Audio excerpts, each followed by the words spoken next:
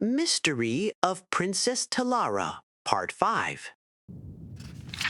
"By what right do you arrest my father?" cried the Lady Gilia. "What has he done?" "I arrest the King of Camlorn, the former Duke of Olowine, by my right, as an imperial commanding officer and ambassador," said Lord Strail. "By the right of law of the Emperor of Tamriel, which supersedes all provincial royal authority." Gina came forward and tried to put her hand on Gilia's arm, but she was coldly rebuffed. Quietly, she sat down at the foot of the throne in the now empty audience chamber.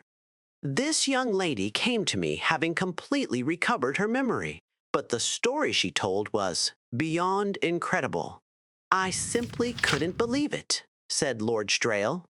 "But she was so convinced of it, I had to investigate. So I talked to everyone who was here at the palace 20 years ago to see if there could be any truth to it. Of course, at the time of the king and queen's murder and the princess's disappearance, there was a full inquiry made. But I had different questions to ask this time. Questions about the relationship between the two little cousins, Lady Gilia Rays and the princess. I've told everyone over and over again, I don't remember anything at all about that time in my life," said Gilia, tears welling up. "I know you don't. There has never been a question in my mind that you witnessed a horrible murder, and that your memory lapse and hers," said Lord Strail, gesturing toward Gina, "are both very real. The story I heard from the servants and other people at the palace was that the little girls were inseparably close. There were no other playmates, and as the princess's place was to be close to her parents, so the little Lady Gilia was always there as well. When the assassin came to murder the royal family, the king and queen were in their bedroom, and the girls were playing in the throne room. When my memory came back to me, it was like opening a sealed box," said Gina solemnly. "Everything was so clear and detailed, like it all happened yesterday, not 20 years ago. I was on the throne, playing Empress, and you were hiding behind the dais, pretending you were in a dungeon I had sent you to. A man I had never seen burst into the room from the royal bedchamber, his blade soaked in blood. He came at me, and I ran for my life. I remember starting to run for the dais, but I saw your face, frozen in fear, and I didn't want to lead him to you. So I ran for the window. We had climbed on the outside of the castle before, just for fun. That was one of the first memories that came back to me when I was holding on to that cliff. You and I on the castle wall, and the king calling up to me, telling me how to get down. But that day, I couldn't hold on.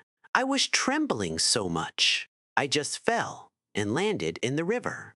I don't know if it was entirely the horror of what I had seen, or that combined with the impact of the fall and the coldness of the water, but everything just went blank in my mind. When I finally pulled myself out of the river many miles away, I had no idea who I was. And so it stayed." Gina smiled. "Until now." "So you are the Princess Talara?" cried Gilia. "Let me explain further before she answers that, because the simple answer would just confuse you, as it did me," said Lord Strail. "The assassin was caught before he managed to escape the palace. In truth, he had to know he was going to be caught. He confessed immediately to the murders of the royal family. The princess, he said, he had thrown out the window to her death. A servant down below heard the scream and saw something fly past his window, so he knew it to be true. It was not for several hours that little Lady Gilia was found by her nursemaid Ramke hiding behind the dais, coated with dust, shivering with fear, and unable to speak at all. Ramke was very protective of you," Strail said, nodding to Gilia. "She insisted on putting you to your room right away, and sent word the Duke of Olowine that the royal family was dead, and that his daughter had witnessed the murders but survived." "I'm beginning to remember a little of that," said Gilia wonderingly. I remember lying in bed with Ramke comforting me. I was so muddled and I couldn't concentrate. I remember I just wanted it all to be playtime. Still, I don't know why. And then I remember being bundled up and taken to that asylum. It'll all come back to you soon, Gina smiled. I promise. That's how I began to remember. I just caught one detail, and the whole flood began. That's it. Jillia began to sob in frustration. I don't remember anything else except confusion. No, I also remember Daddy not even looking at me as I was taken away. And I remember not caring about that or anything else. It was a confusing time for all, so particularly so for little girls. Especially little girls who went through what you two did, said Lord Strail sympathetically.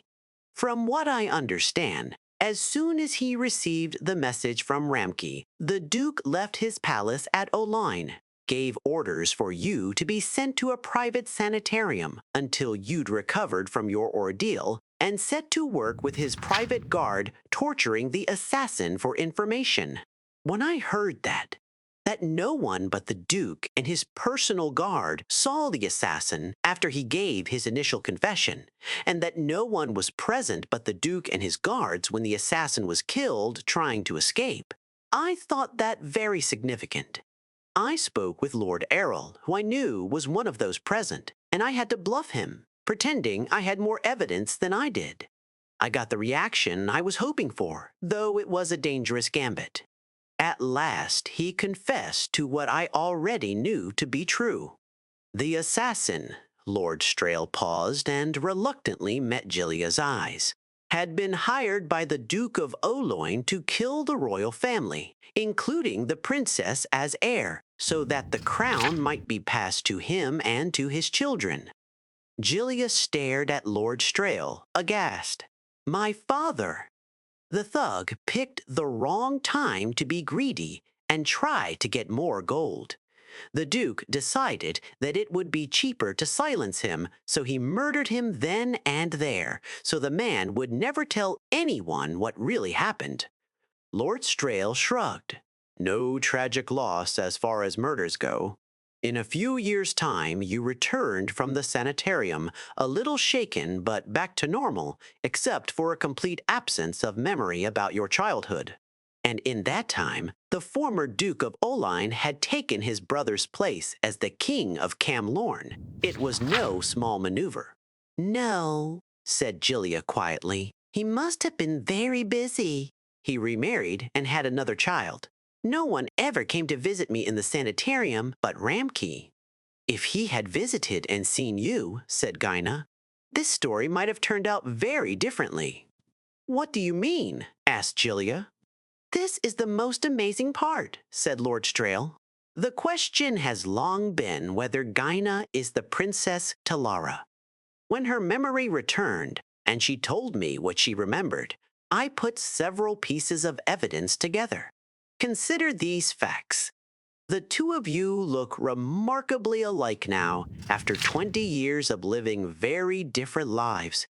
And as little girls and constant playmates, you looked nearly identical.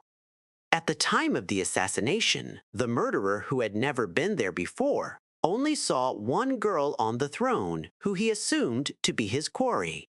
The woman who found Lady Jillia was her nursemaid Ramke, a creature of unstable mind and fanatical devotion to her charge. The type would never accept the possibility that her beloved little girl had been the one who disappeared. The nursemaid was the only single person who knew both Princess Talara and the Lady Jillia who visited you while you were in the sanitarium. Finally, said Lord Strail, consider the fact that when you returned to court from the sanitarium, 5 years had passed, and you had grown from a child to a young lady.